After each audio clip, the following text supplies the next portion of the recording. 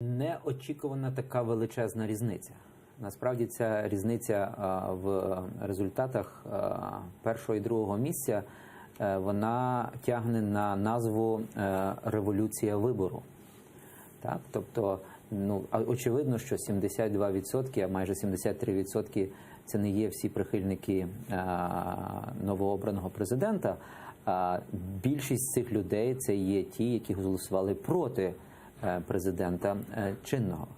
Тому, беззаперечно, ми маємо новий феномен новітньої України, що перші 2 рази влада суттєво могла помінятися внаслідок революції повстань. Одне повстання ми назвали революція помаранчева, інша гідності, а тут ми маємо момент революції вибору. Люди не захотіли того, що пропонував теперішній президент, і сказали, буде інше. Правда, кинулися в абсолютно безодню невідомого. Тому що новообраний президент абсолютно невідомий для нас політик. Тобто він ніколи не був політиком. І тому це така білий екран політичний, на який кожен проєктує свої бажання або небажання. Період відповідальний, період навіть, можливо, і тривожний, але період, в якому є шанс.